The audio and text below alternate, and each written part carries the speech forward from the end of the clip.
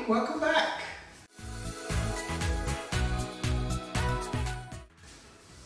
What is erectile dysfunction? That is what we're going to be talking about today. A lot of patients do not ask their doctors about erectile dysfunction.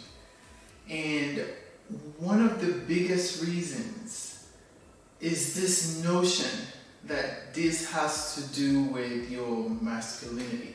But let me tell you, if you're going to take anything away from this video today, is to impress upon you that erectile dysfunction is a major signal that something major, catastrophic, is wrong with your blood vessels, your blood flow, and metabolically. That's what we're going to be talking about today.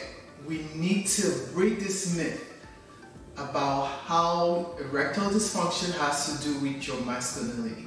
We need to talk about the real underlying causes and let's get it fixed. Alright, so I'm Dr. O. For those of you that are new here, if you haven't subscribed to the channel, please do so by clicking the button below.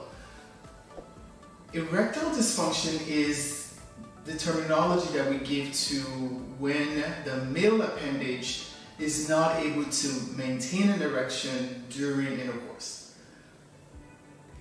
But what we need to understand is that this is just an outward signal of something that's really more serious going on underneath. The main thing we really need to focus and really understand is that erectile dysfunction is telling me that there's something slowing down when it comes to blood flow to your extremities. Basically, the blood flows from the heart, as we all know, to the rest of the body, right? It's got to go through a series of blood vessels from very large ones, and they get smaller and smaller as they get to the extremities. Now, as that blood flow starts to get constricted, whether it's plaques in the arteries, the blood flow starts to slow down. And when you cannot maintain a strong enough blood flow through the pipes, that's when we start to see things like problems with ED. Okay? So what does that tell me? I really have to look at the underlying cause of what is causing your blood flow to slow down. Yes, I know, when you mention erectile dysfunction, most guys are immediately thinking, well, doc, just give me Viagra, Cialis, and testosterone, my problem is fixed. Well, even though those things can help in some cases, it's a band-aid. Because that is not the underlying cause. That is not the reason why the appendage is not working.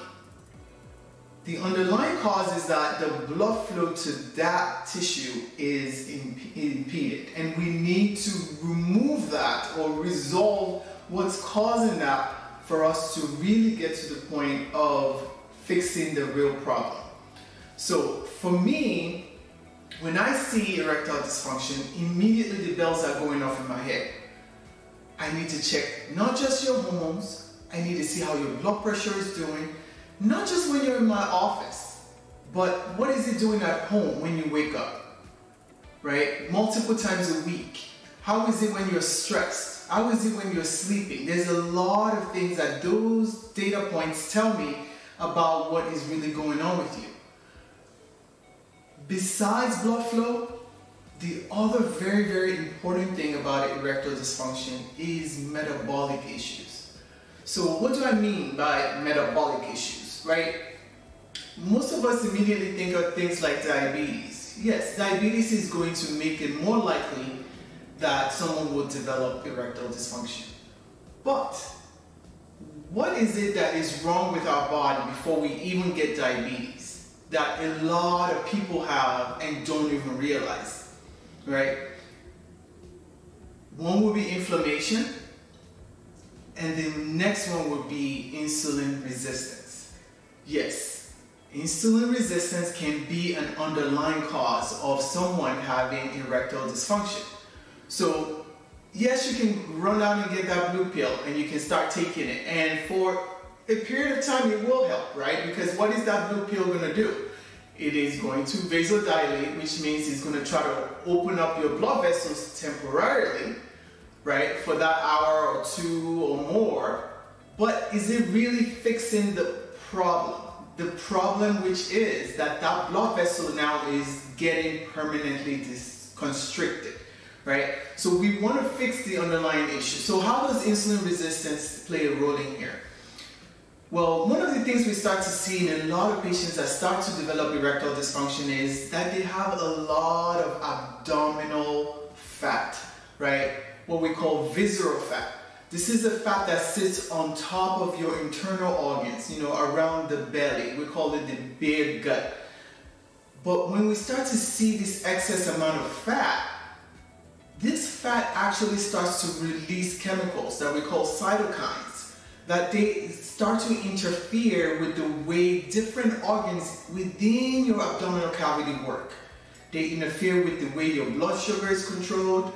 They will interfere with the way your blood vessels work and the way your heart pumps, the way your stomach digests food, the way your gallbladder releases digestive juices, and so on, right? So all of this starts to play a role into the way your body starts to handle insulin, right, which helps you to digest the carbohydrates and the sugars in your diet, and that signal starts to weaken, and that starts to lead to more fat gain around the belly, which just becomes this vicious cycle, right? So now when our heart is not pumping right, our blood pressure is off, and of course downstream is our appendage that needs blood flow to be able to function.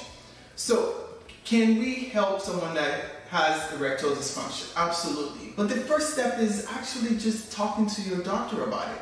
Some people have what we call white coat hypertension. So it's not every time that your blood pressure is elevated in the doctor's office that we have to do something about it.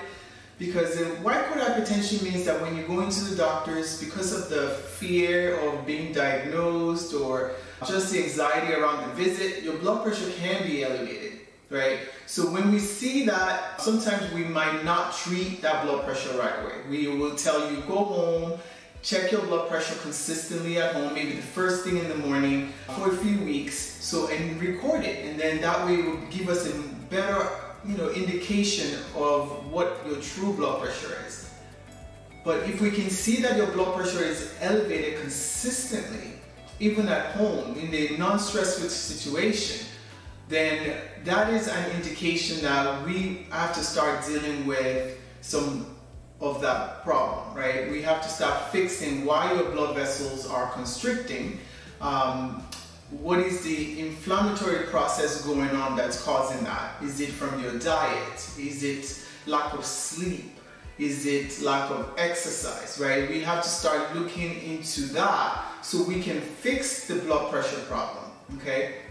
And once we fix the blood pressure problem, a lot of times the things that we do to correct your blood pressure is also the things that we do to correct the metabolic problems, right? It's going to be the same. Like, we're going to eat cleaner, more greens in our diet, less processed foods. We're going to try to, meditate, relax, de-stress, right? And those things are the things that are going to improve our underlying causes of this problem. So let's say we fix those things. We've addressed your diet, we've addressed your sleep and the way you're managing stress, but we still have blood flow issue.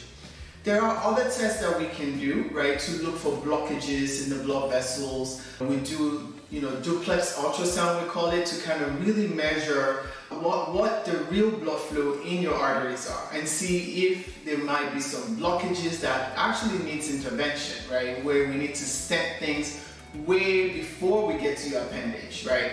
So some of those things we might have to investigate and rule out, but the very, very simple, easy things to do, we want to do those first. The other important thing is hormones, right? Yes, and that's really where most guys, girls think of when you think of erectile dysfunction? Because immediately, like, you know, you're having trouble in this area, most guys are telling you, oh, go get your doctor to give you some testosterone. Well, testosterone could be a part of the treatment plan, but what we don't want to do is give someone that has a vascular problem, which means a blood vessel problem, testosterone if that's not what they need. Here's why. So testosterone itself is actually a compound that encourages your own body to make more red blood cells. And we do see it sometimes when we're treating patients that we have what we call erythropoiesis, which means your bone marrow starts to pump out a lot of red blood cells. So you start to see a lot of red blood cells coming out, and now your blood is getting thicker. Do you guys see a problem? Your blood vessels are constricted because of this erectile dysfunction, right? Vascular problem. So they're thinner than they need to be, smaller than they need to be, and now we're having thicker blood because of testosterone. And that is only going to make matters worse. So before you run out and get that testosterone injection from that clinic that is not testing you properly, I highly recommend that you definitely look at these other underlying causes first. Make sure they're not the case in your situation before we add testosterone, because we could just be putting what? Gasoline on fire, okay? So testosterone can be helpful, but only in those that are truly deficient and those that don't have some other underlying causes, such as the ones we already talked about, right? So the last thing, you know, we could do is, yes, we can vasodilate. We can use medications like Viagra and Cialis when they are appropriate, right? Before we go to that step, we want to make sure that we have corrected the hormonal imbalance, we have corrected the dietary disruptions, and we have, you know, done what we can to de-stress, lower blood pressure, things that are going to improve blood flow to your appendage.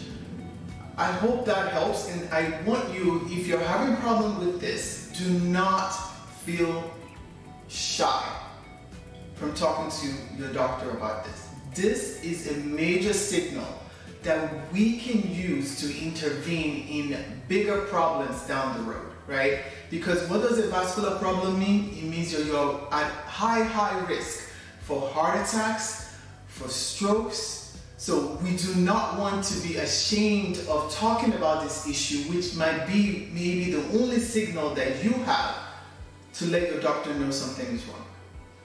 If this has been helpful, make a comment in the comment section. Don't forget to join our free VIP school group where we discuss things that are even more intimate than this. I'll see you in the next one.